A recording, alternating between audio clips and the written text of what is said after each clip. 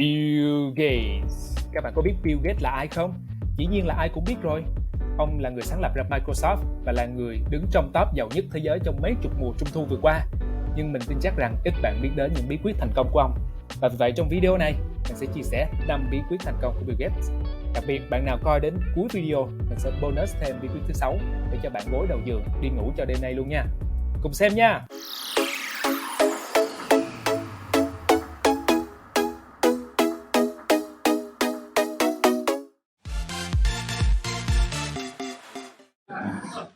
Well, I think Warren's absolutely right about habit.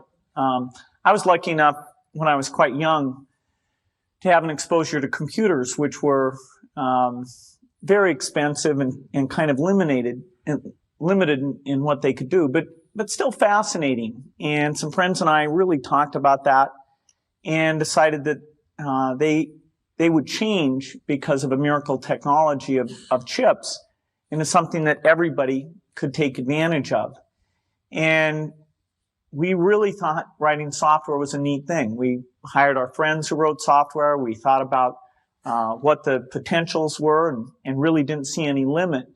And so that vision of getting our friends together, getting them to work as a team, really seeing what kind of tool this could be, a tool of what we talked about as the information age, where the key thing is magnifying your brain power instead of just your muscle power.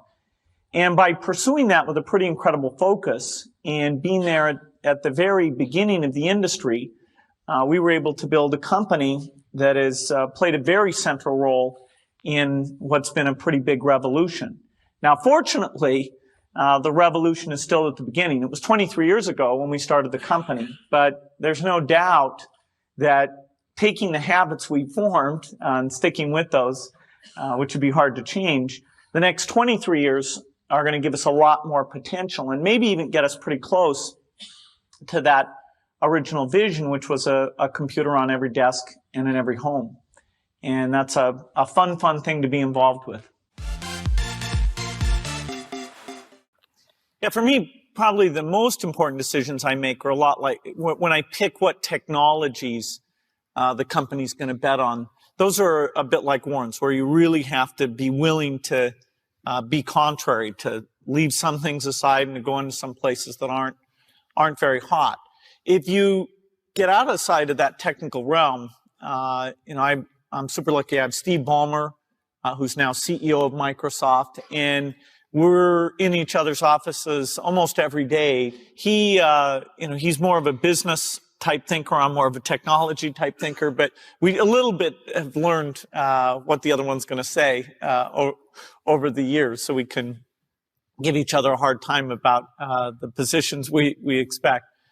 Outside of that, if I had some really tough decision, I'd talk to my dad, I'd talk to Warren, I'd talk to my wife Melinda.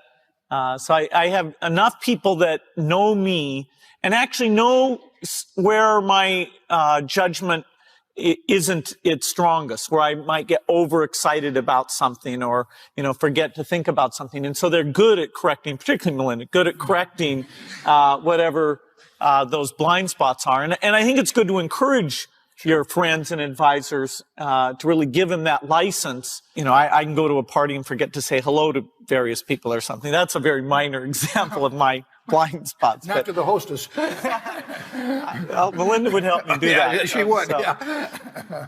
So, a small number of people that you can turn to on certain key things is a great asset.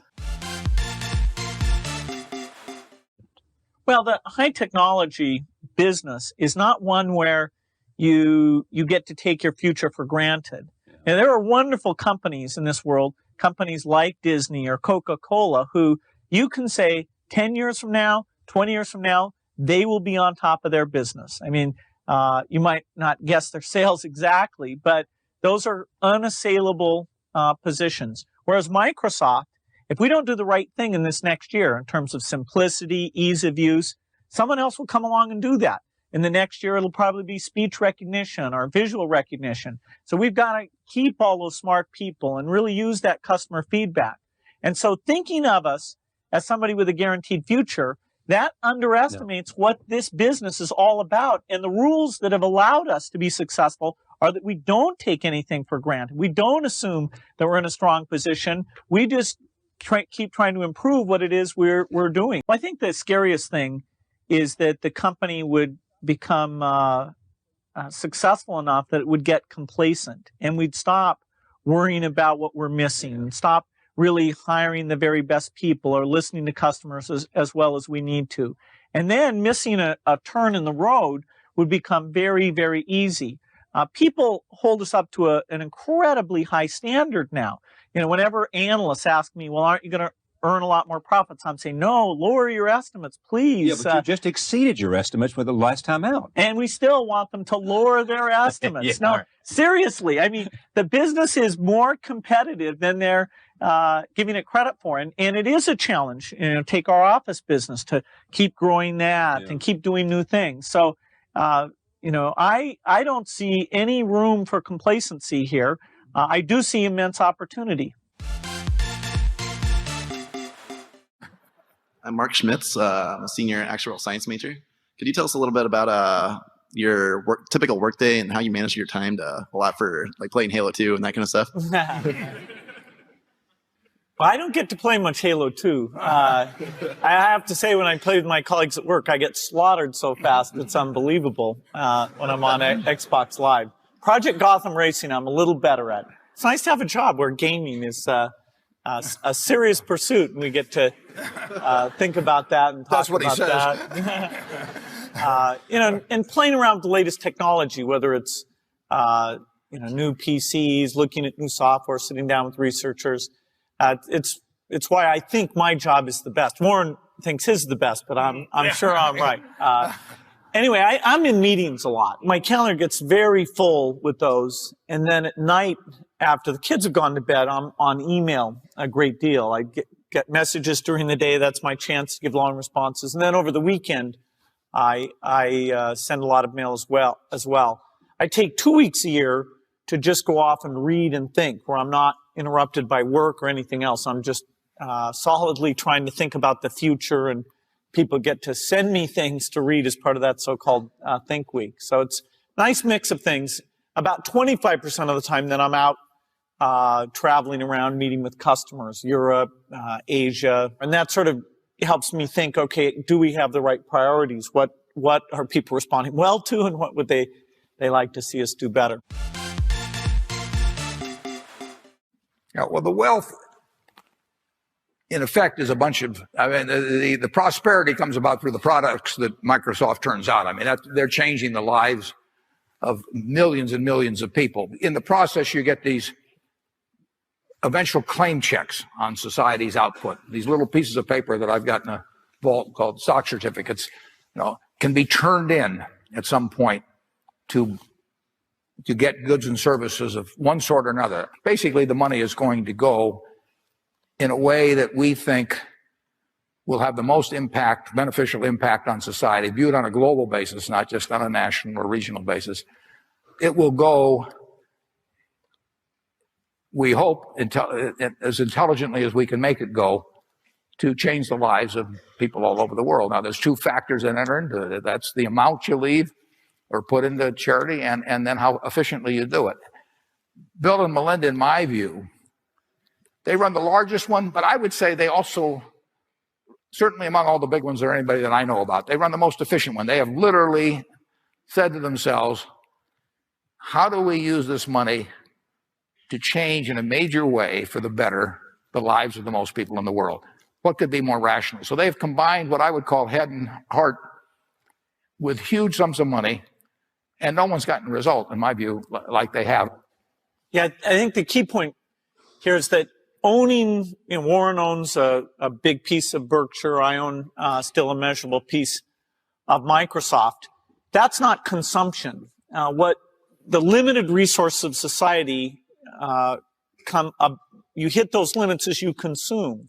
And so somebody who makes, say, 50 million and chooses to, just build mansions and have things happen for them, they are diverting resources in their direction instead of those resources being used, say, to help out people who are less successful.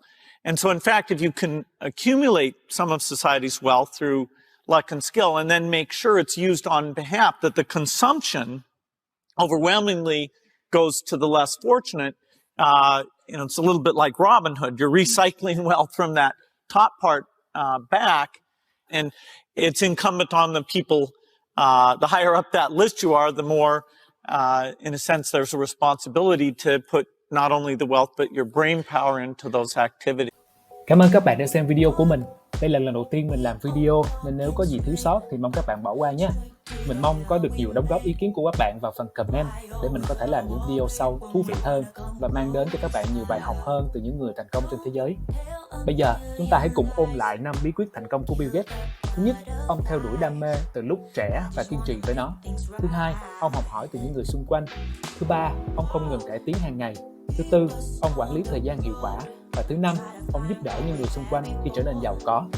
Hy vọng các bạn thích video này. Còn bây giờ là quà tặng của mình cho các bạn xem đến cuối video. Sau đây là bài học thành công thứ 6 của Bill Gates. Hẹn gặp lại các bạn trong các video sau. When people look back on what you've done 20 years from now, 30 years from now, what would you like to have people say Bill Gates achieved? Well, I don't think it's important for me to be remembered specifically. I do hope that infectious disease is largely eliminated as a problem so that nobody's having to talk about it and people can focus on other issues. That would be a huge, great thing. If our work has helped improve U.S. education, that would be a huge, great thing. Most importantly are the people who really know me, my kids, that, they feel I was a good father, gave them an opportunity to go create their own life.